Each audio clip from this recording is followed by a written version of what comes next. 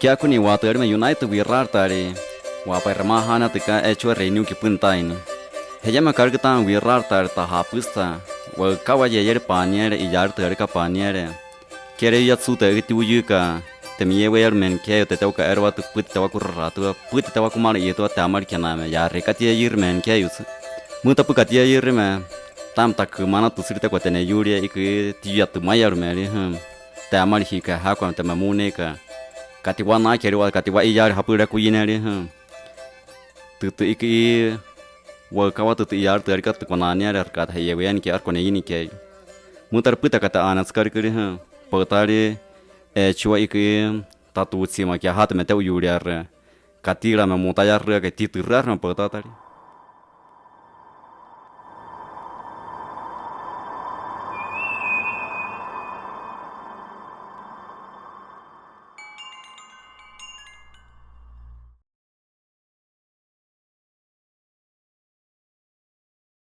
El Museo Virtual Huichol forma parte de una iniciativa de mucho más alcance, de mayor envergadura, que llamamos la Mediateca, y que venimos realizando en específico con la comunidad de Tuapuri, de Santa Catarina, Cuescomatitlán, una de las comunidades huicholas y sin duda la más tradicional.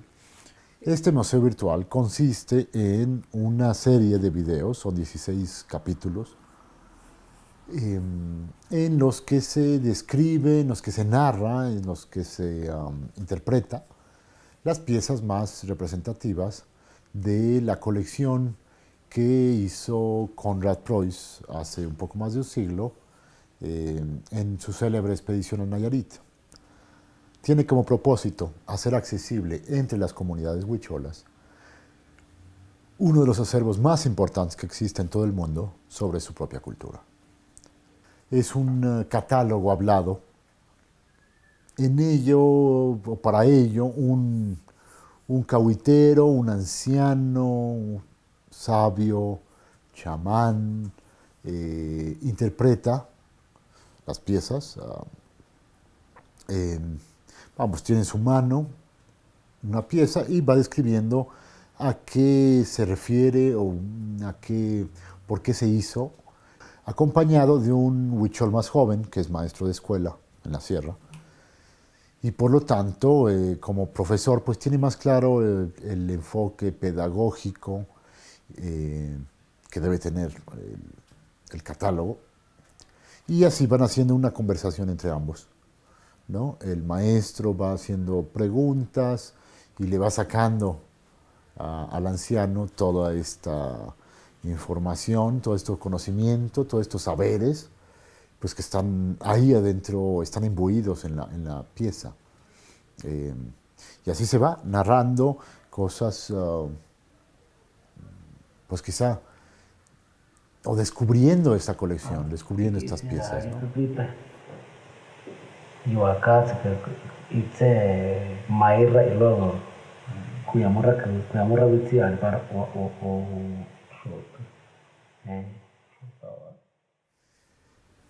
de esto deriva mucho de la memoria que está ahí en las piezas. Muchos rituales ya no se hacen. Algunas especies de flora y fauna con las que se confeccionaban los objetos, igual ya se extinguieron por, pues por la devastación ecológica. Ah, ¿es de otra región? Ya se fue de ahí. Sí, por los cambios de hábitat. ¿Es el pájaro carpintero? Ah, sí. Sí. El grande, La deforestación. Sí, claro. del ¿Qué que es? nos platicaba. La familia de pájaros carpinteros. Ah, ese ya se extinguió. Ah, es el carpintero imperial. Hey, Grande. el imperial. Ese ya se extinguió. Hey. Pero usted, Dionisio, lo vio, ¿verdad? Sí, ahora lo vi, pero allá no está. Antes así era Ovilla ya, de tierra. Yo lo conocí por ahí como 15 años. Ayer, todavía, pero ya no. ¿Y todos los diseños los reconocen así? ¿O hay unos que ya... O sea, se siguen... ¿Ves que se sigan repitiendo?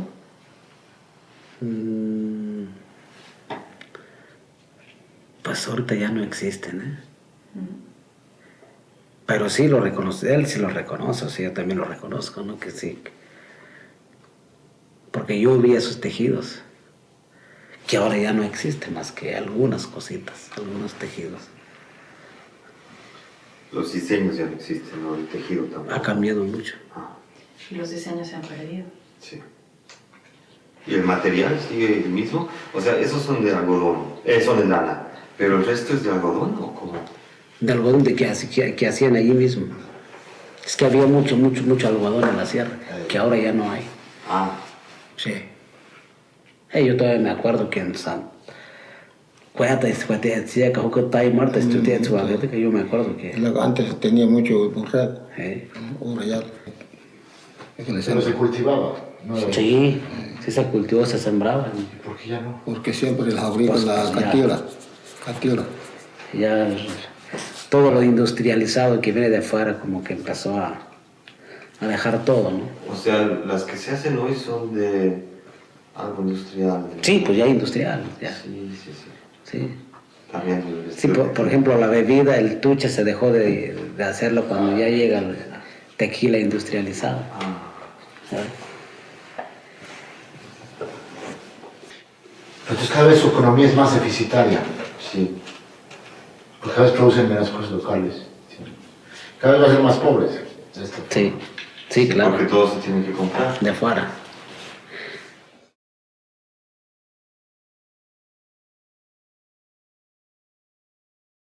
Acordamos hacer hacer este catálogo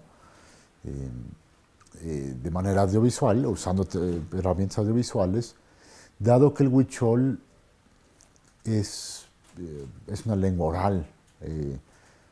No tienen una escritura, históricamente. En la última década y media, en las últimas 2 décadas, pues sí ha habido un intento de formalizar una escritura huichol, pero concibámosla como una tradición oral. El primer capítulo es una introducción que se explica el origen de la colección y otras preguntas básicas que los propios huicholes han generado durante todo este proceso. Ya hapa nata chuti uta night an kenti ya na kai kenti an na kai. Kapakar que hipa tu metena o que erua. Merpa te teorías exploradores mete uyetarwata mamá kukuni ra 100 años mautinama. Huta pata antoya ma anarraka Europa rieta wakaku Noruega, Francia, Alemania kiakatarim. Mamá kukuni ra viajare tare wahatsu. Munka mete hawateri ra anama uwatu. Hapa natawa kapini mete happy. Vevi yate yosata. Mete maikuta kiana me viajare tare kitete uhu. Hiepatu wahapata kauta uhu. Mete yukuhawatu wakatumini mamuchi shuta. Y bueno, el resto de los capítulos son conjuntos temáticos de objetos. La realización de todos estos videos, como todo lo que hemos venido haciendo desde que somos Conservación Humana, ha sido un proceso participativo. Para ello también tuvimos a otros huicholes más jóvenes, adaptando, traduciendo simultáneamente todos estos conceptos, todas estas ideas. y en los que salieron pues más puntos de vista. En fin, se enriqueció muchísimo toda la experiencia.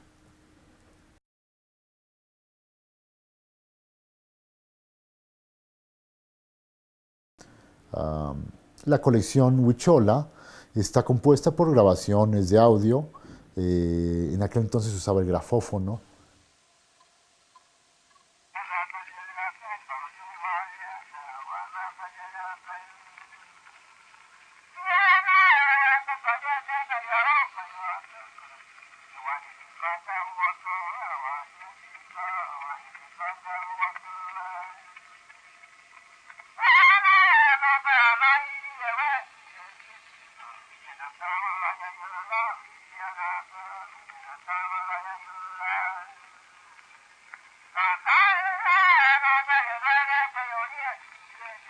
Y además de estas grabaciones, había muchas fotografías que se perdieron en las guerras, 1.400 objetos diversos que incluyen parafernalia ritual, representaciones de dioses o antepasados, instrumentos musicales, arte plumaria, indumentaria, objetos cotidianos. Pero pues me que matan área para no unir eso no hay todo eso te ya pine salta al que aparte o mayor me hago arquera eso o pino pues ya pino vas por algo que va a la buena o agua cualquier o máscara de tacuchi y culi cualquier eso mina puta que va cali cualquier no hay todo que apunta a usar guaga tal que te o huele eso no hay todo pues te ya pine. Konrad Theodor Preuss nace en 1869 en Prusia, al norte de Alemania. Fue criado en la tradición luterana, muy común al norte de Alemania y la región hanseática. Estudia en Königsberg historia y geografía. Posteriormente se especializa en etnología ya en Berlín. Ya en su trayectoria académica se especializa en los estudios del náhuatl clásico y en el desciframiento de los códices prehispánicos de México, siguiendo mucho a su mentor académico, a Edward Seller. Su expedición a la Sierra Madre Occidental se enfocó en buscar las semejanzas entre dos grupos afines, los coras y los huicholes, son vecinos, son utoaztecanos, entre estos pues y las culturas del México antiguo. Porque huirrar tarea, tanto toma que vamos a cayone, mete hoy taraba todo no nahua, aztecas, juca meta juca en muca, nadie meta maicute, que nada meta me wa oria más hema que te uti o ya rica sera anata y ya te bueno que ta costumbre. Muy que podemos meter más que que a contar ahí te rica te peite mane meta corrata muy que me cuando llega que ana pau que ria que a quería que no tenía que hikiri no 100 años 100 años mo tenía lo muy que mo que llega pues y que tu correr o tía pire te reya muy que Konrad Preuss.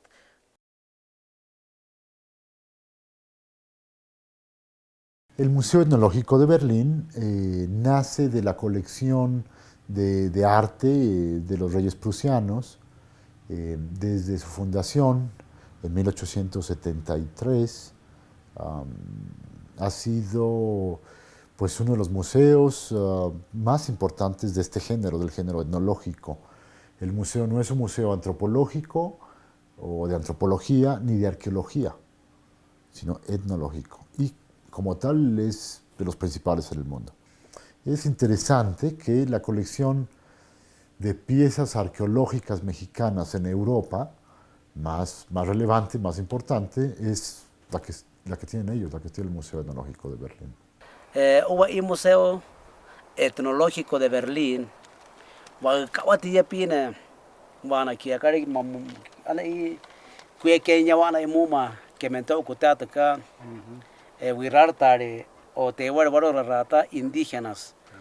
Muamoti pine que agregan 500,000 piezas, o sea 500,000 Pui we ya te tita meta como yo sa tiu ne te.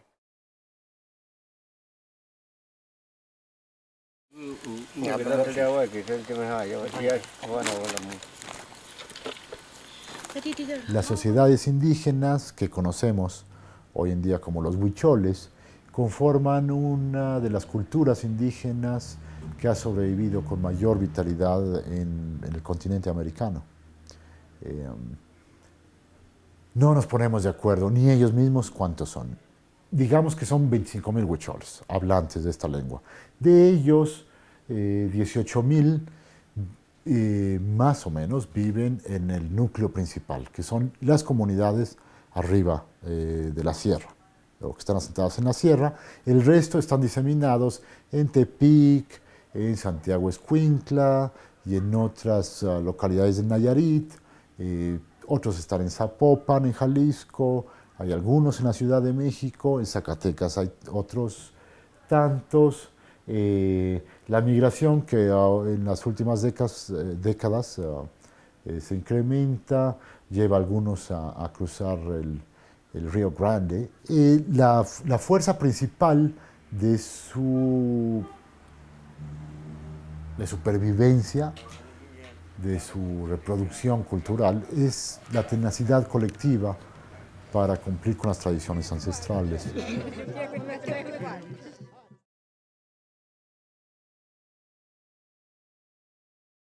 ¡Wow! La historia de esta saga. Todo empezó por la búsqueda que mi querido colega, ya fallecido John Lilly, había hecho junto con Colette, por supuesto, su esposa, ambos cofundadores de Conservación Humana y grandes huichófilos, estudiosos queda corto, grandes solidarios de la cultura huichola, habían hecho durante décadas, haciendo no nada más su propio acervo filmográfico y fotográfico, incluso de audio, sobre la cultura huichola. Entonces, pues ellos hallaron ahí perdido en el Museo de Historia Natural el acervo de Lumholtz y bueno, y así de otros. Pero sobre Preuss, que muy poco se sabe de él en México y en general fuera de Alemania, sobre Preuss, John estaba seguro que teníamos que encontrar las fotografías que produjo Conrado Preuss cuando vino a la sierra. Después, pues amigos mutuos, socios, aliados, que conforman una asociación que se llama Peoples and Nature en Berlín, con Julia Unger, Stefan Domke, en fin, buenos amigos.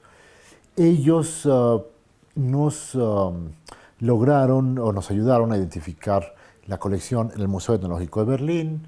Ellos nos facilitaron una primera entrevista en el año 2000, cuando fui yo con Felipe Bautista, entonces era una de las autoridades de la comunidad de Tuapuri. Fuimos a Alemania, primero a un encuentro internacional sobre pueblos indígenas, biodiversidad, en fin, en estos temas. De ahí hicimos un brinco a Berlín y ahí tuvimos este primer acceso a la colección. Hubieras visto los ojos, la mirada de Felipe Bautista cuando se encuentra ahí en las cámaras, en esta zona climatizada, la colección de Preuss. Estábamos ahí rodeados de piezas en la sección de Norteamérica del museo. Estaba ahí viendo asombrado la colección huichola de Preuss, mirando con asombro, con rabia, con tristeza, con nostalgia, con curiosidad, cada una de las piezas que tenía en la mano. Bueno, si bien reconocía algunas, otras pues sabía que eran huicholas, que eran incluso de su comunidad, de su localidad incluso, de Tuapuri mismo, de mero Tuapuri. Y se preguntaba, ¿quién me puede decir más de estas piezas? de dónde vienen, o vamos, de cómo se hicieron, o a qué ritual estaban asociadas, estos textiles, qué me están diciendo estos ideogramas ahí plasmados. Y estábamos la delegación mirando a Felipe compartiendo estas emociones, preguntándonos cómo hacemos. Una opción, pues tomamos fotografías y después de un trabajo metódico hacemos un catálogo impreso.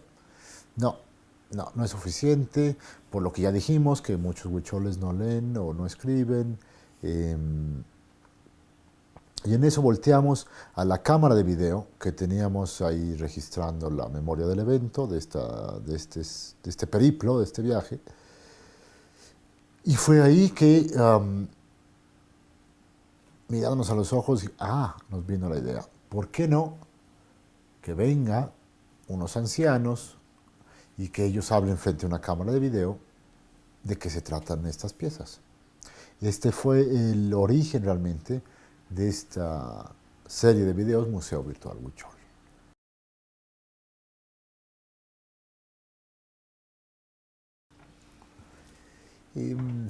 Después de aquel viaje del año 2000, en verano, con clima agradable, ¿verdad? Alemán, pues pasan una serie de sucesos.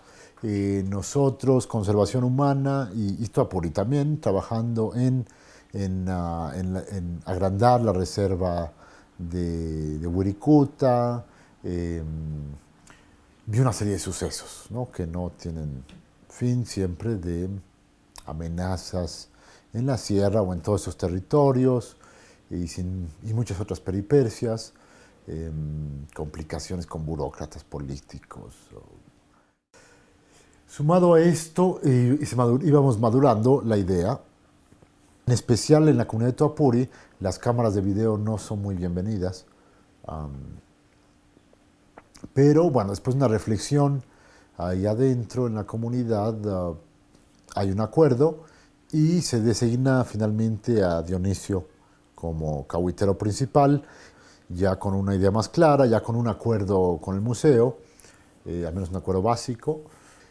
Y de pronto todo está listo, vámonos a filmar a Berlín. Esto ya fue en el invierno del 2005, un siglo después de Konrad Preuss. De hecho, casi nos cruzamos en el Atlántico, pero un siglo después. Preuss fue justo en el invierno de 1905, Alemania.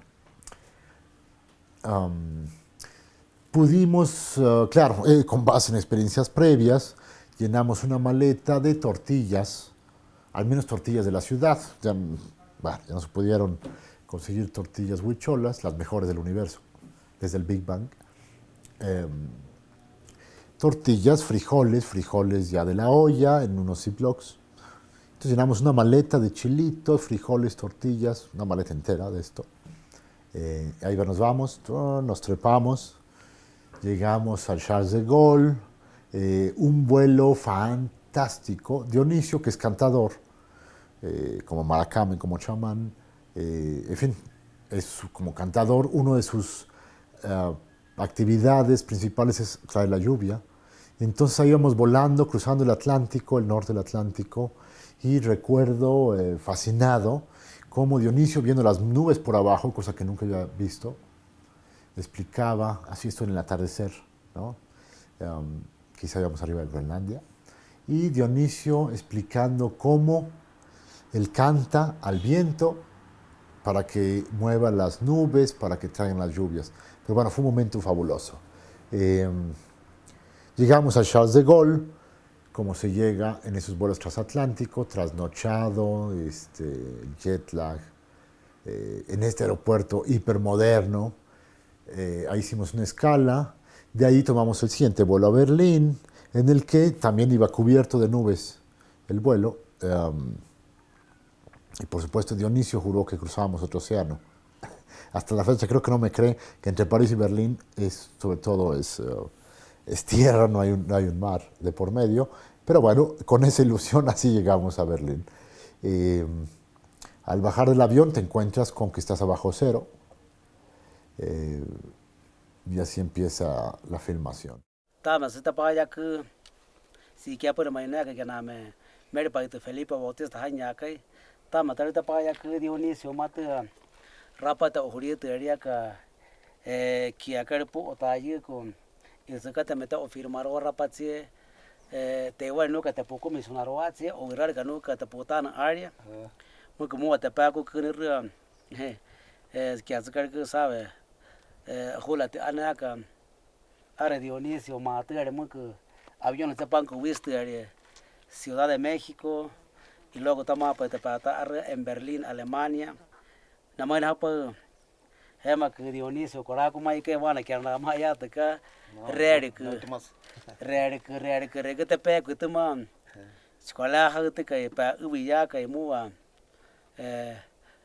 ya na que pues cuando está en moto pata arre te moi arre mater mua ta sera pura ana iri te kari hirra patene mua ta maka ha kar mane como ria ta y amate wa atre ka na ye ni perter o mata makutun mu ko vamos te peti muerta ta arga ka tawa pa ta makuta ka tu kar que rimer te ya ho tren si o tranvía o metro sabes quién te tawa mu ko te mata arga ta o hut que va ta makuta ka hasta mua pa que ahora ya viene que en el Museo de Berlín, en el Museo Tecnológico de Berlín, la manera por que te reale, que te cuida, oye, ya que te cae tú. Llegamos por fin a Dahlem, que esto es en la parte occidental de Berlín. Ahí está el Museo Etnológico, un poco retirado del centro. Ahí estamos. Listo, nos reencontramos con el doctor Richard Haas, encargado de la sección de Norteamérica. Y todos emocionados con vamos a empezar. Estábamos en una antesala, había una puerta y atrás de esto todos los objetos. Empecemos. No, dice Dionisio. Momento, por favor. Yo tengo que pedir permiso. Wow, yo tengo que pedir permiso a los antepasados porque voy a tocar, voy a mirar, voy a hablar de algo delicado. Wow, en ese momento nos miramos todos con cara de what. ¿Y ahora cómo le vamos a hacer? Entonces Dionisio nos explica que él tiene que hacer un canto, tiene que hacer una solicitud a los dioses para que le den permiso de acceder a ver y tocar y hablar sobre esta colección. Así que teníamos el gran riesgo que después de muchos años de esfuerzos, de buscar los recursos, de armar todo este tinglado, se nos venía abajo, o no, dependía de los dioses. Lo malo es que afuera estábamos a menos 10 grados. La forma en que se hacen estos cantos es, se hace un fuego y se hace un canto durante toda la noche. Vimos difícil ahí en los jardines del museo conseguir leña y aguantar menos 10 el rigor de esa temperatura. Así que la solución fue conseguir unas velas, a falta de peyote, un poco de tequila, de esos tequilas que desgraciadamente venden en Europa, pero lo que sea, había que hacerlo. Entonces, velitas, rompiendo las reglas del museo, porque no puedes poner una vela dentro del museo, y demás, un poco de forma clandestina, diría yo, hicimos la ceremonia, y ahí estuvimos toda la noche, y esto que teníamos el jet lag, se dice fácil. Ahí se hizo el canto, afortunadamente los dioses fueron favorables, respondieron a Dionisio, si no mal recuerdo, que adelante, que pudiéramos tener el acceso a manosear la colección, pero los dioses le dijeron a Dionisio que ya no tenían mucha vida estos objetos. Habían sido ya rociados con DDT, había pasado un siglo de muchas desavenencias y aventuras de la colección, de los objetos. Total que así empezamos.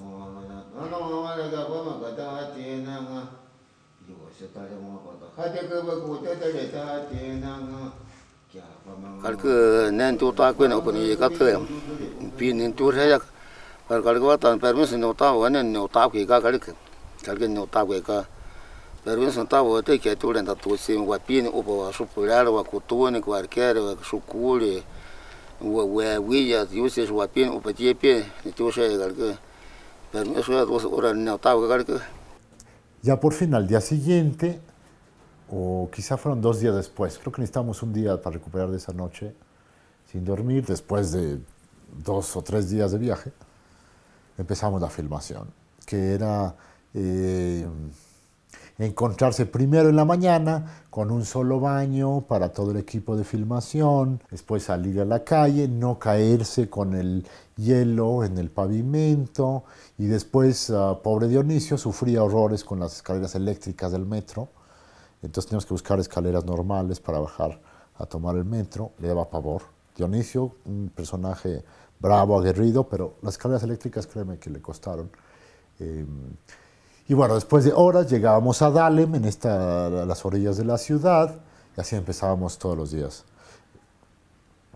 También fue el gran ritual de ponerles a Dionisio y Jaureme sus trajes como de cirujano, estos trajes que se tenían que poner, en teoría todos, pero bueno, ellos eran los que iban a estar tocando las piezas, porque la colección, durante la Segunda Guerra Mundial, que fue resguardada por los alemanes de los riesgos de la guerra, y más aún con los bombardeos del 45, que estaban en estas tiros de minas o búnkers, qué sé yo, para protegerlos de los alimañas, rociaban con DDT y otros químicos las colecciones, pues esto, para protegerlas. No hubo tanto ruido con esto, sino entre nuestro primer viaje del 2000 y el 2005, yo recuerdo que había una persona, un barbón, que no estaba ahora en este segundo viaje. ¿Dónde está nuestro amigo? Pues había muerto. Y se había muerto porque de tanto estar ahí, entre las colecciones, se murió por estos químicos. Entonces, por ello, el tener que estar ahí con las colecciones te obligaba a usar guantes de látex, cubrebocas y todos estos trajes. Así que tienes a Dionisio y a Jaureme montándose estos trajes. Los que los hacía ver un tanto bizarros. ¿No lo podemos llevar?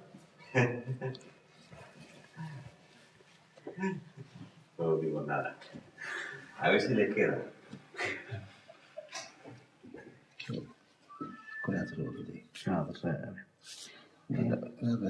Esto se dio entre muchas emociones, además del frío que ya mencionamos, el hecho, bueno, también de repente nos acababan las tortillas, ¿no?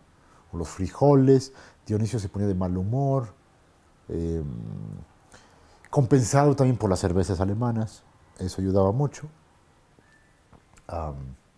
Y bueno, ya ahí en la filmación también había momentos tediosos, las cámaras no son fáciles. Repetir el esfuerzo mnemotécnico de Dionisio, que es formidable, ¿no?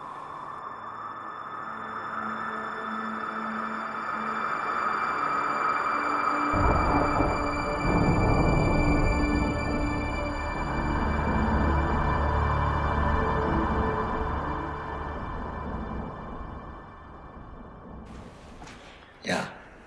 Está. Y bueno, entre todas estas vicisitudes, también hubo momentos conmovedores, sobre todo cuando en esta conversación entre Jaureme y Dionisio, él iba, bueno, estas reflexiones o darse cuenta ante la riqueza de las piezas de sus abuelos o bisabuelos, pues todo el fervor a sus dioses, todas estas tradiciones, muchas en erosión. Estas pérdidas, estos recuerdos llevaban a veces a momentos de lágrimas, de relatos así con una intensidad tremenda. Había que aguantarse las lágrimas también, aunque no entendiera lo que estuvieran diciendo. Dice él, bueno, si yo he dejado estas ofrendas, si yo he dejado de hacer estas ofrendas, pues bueno, o a lo mejor mis dioses no me ven bien, por eso lloran, ¿no? les pide a los dioses que bueno, pues ahora sí que discúlpeme, ¿no? Por no hacer las cosas originales o las cosas que ustedes piden, ¿no? Por eso llora. Porque se le regresa, ¿no? A esa etapa donde se hacían las cosas, donde se hacían las ofrendas de esta forma. Y ya no se hace de esta forma. Pues ya no. Todo en papel. Fueron momentos también muy fuertes. Y sobre todo esta reflexión, wow, ¿cómo decir? Quizá estos momentos de pensar lo que es sobrevivir 500 años con todas las adversidades, el pensar la posibilidad, porque sí es, y más en esos momentos, la posibilidad de que esto termine, esta gran tradición. En fin, momentos conmovedores.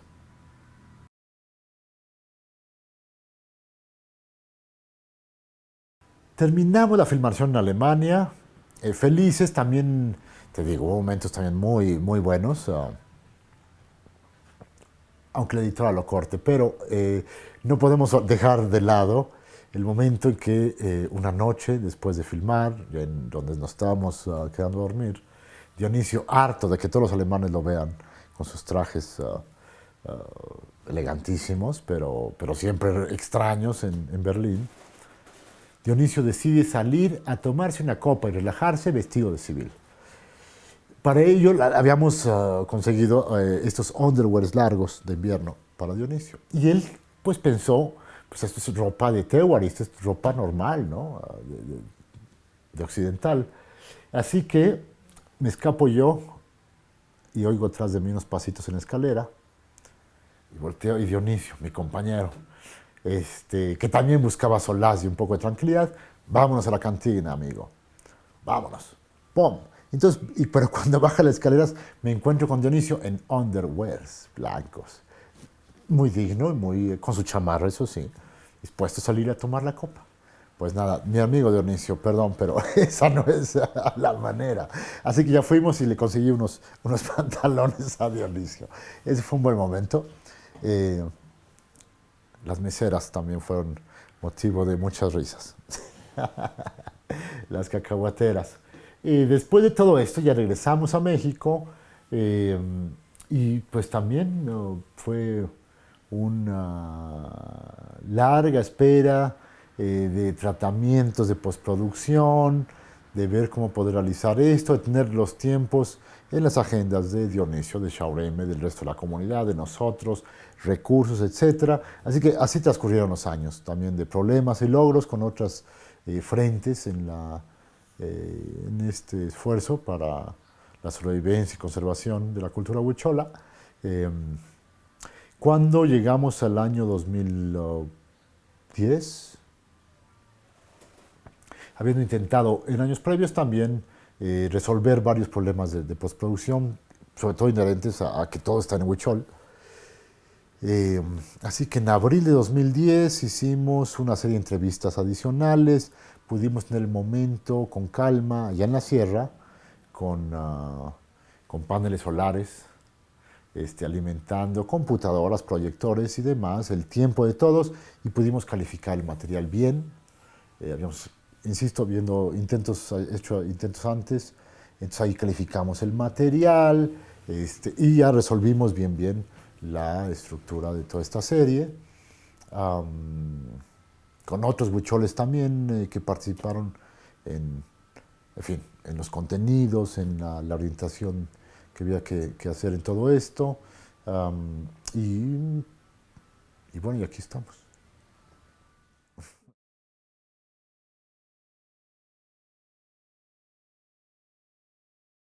Pues voy a pedir un poco de agua, pues me hace que no muy ya no hay, para pues estar algo todo, más o menos bueno, para que nada tosca.